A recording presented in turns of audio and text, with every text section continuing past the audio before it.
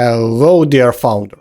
If you have ever tried to understand your audience online, you have probably been given the same advice over and over again. Create buyer personas, do market research, analyze competitors, run surveys, collect data. And all of that sounds great in theory. In practice, however, most founders don't have unlimited budgets, dedicated research teams, or several weeks to spend digging through forums and social media trying to figure out what their customers actually care about. Oh, that's interesting. Which is why every few months a new tool appears promising to solve this problem for us. Just enter a topic, a keyword, maybe a website, and suddenly you will know where your audience spend time, who they follow, what podcasts they listen to, what websites they visit, and what influence their buying decision. Perhaps a little too convenient, because audience research is notoriously difficult. Human behavior is messy, and people rarely fit nicely into predefined categories. So every time a platform claims it can reveal your entire target audience in a couple of clicks, I become just a little suspicious. What brought all of this on? Well, recently I found myself looking for better ways to research audiences for concept and marketing projects. Not because audience research doesn't exist already, but because most traditional approaches involve opening approximately 50 browser tabs and slowly losing your will through life while reading Reddit threads from 3 years ago. We're gonna die here. And that's when SparkToro enters the picture. For those who somehow haven't encountered it yet, SparkToro is a platform that claims to help you discover where your audience hangs out online and what captures their attention. In other words, instead of guessing where to find potential customers, readers of you or viewers, you can suspendedly let the tool do the detective work for you. Now that sounds useful, but it also sounds like exactly the kind of thing I would want to verify myself before trusting it. So today we are going to put SparkToro to the test. If you are ready, let's see what it can do. So here's their website. The first interesting thing I noticed is that there are two buttons: get your first report for free and try it for free. I wonder whether there is a difference between the two things or if they are that disparate for new clients. So let's see here first. And wow, I'm surprised. They literally offer me to get the first report without even signing up. Well, that's interesting. Either they are really confident in their success or there is a little trick waiting for me at the end, if you know what I mean. Anyway, I think I should try and see where it leads us. Here's even a video to help users with describing their audience. I fully understand that it's a really important part of the tool doing this job right now, on par with the algorithm itself. And there are only 3 locations available here. Well, that is limiting my opportunities, of course, but let's pretend that I'm focused on the US audience. So let me put something in this window and we will see how well it works. Here and press Get Report. And there is a little trick I talked about. Of course, they need me to register an account. How else would I receive reminders about their great tool and its full potential? Well, registering is not a problem for me. I was going to do it anyway, just to expose the opportunities to the fullest. So I guess now is OK too. And a couple of questions to answer. I suppose they will personalize their outreach to me based on my answers here.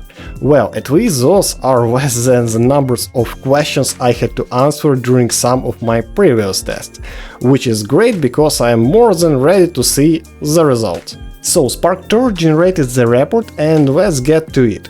I am pleased with those nice clean graphs, everything is visual and easy to understand. Very user-friendly. But what about content? Here we have gender and age breakdown, standard information, but it doesn't give me much in terms of directing my marketing efforts. Next, social network and search and AI tools. Here's what's interesting. They give the data in comparison to US average. I cannot yet decide if it's valuable info or not. I mean, good to know that my target audience prefers YouTube, but what does it matter that they frequent LinkedIn more than average US citizens? Looks a bit like empty numbers without purpose to me right now. Next, they of course offer me to unlock premium features, a classic move. But now it really starts to feel a bit too desperate. But I am promised YouTube, search keywords, podcasts, things that really can give me more than an idea of who my audience is and what they are really interested in. Alright, here we have websites, and I don't know how they measure affinity, but at least I have numbers of estimated visits each month. And I can visit those websites, so I can see what sort of content they have.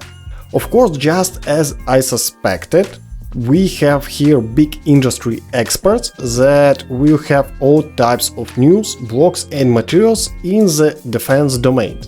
So I guess this here is also somewhat of a general info. I think I might find use cases, for example, writing LinkedIn articles discussing some piece of news or a trend from one or several of those websites.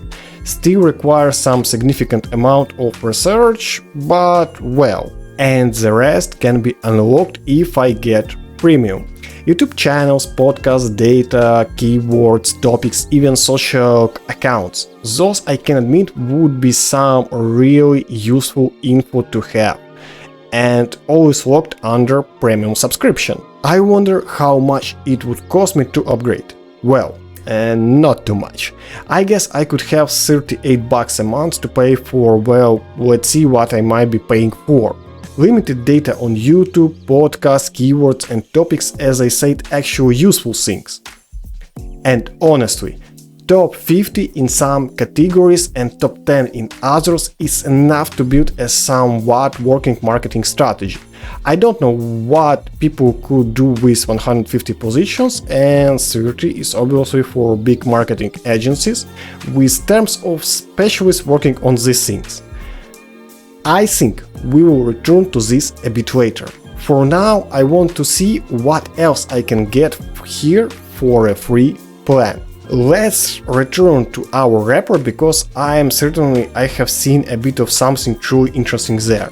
Maybe there's yet potential to this tool beyond what can be bought. I'm not saying that companies shouldn't want money for their hard work, but it's good to throw a bone to those of us who are at the start of their career and have no money to pay for real insight. So, AI insight. Let's see what they are going to give me here, based of course only on those graphs and numbers that are included in the free package.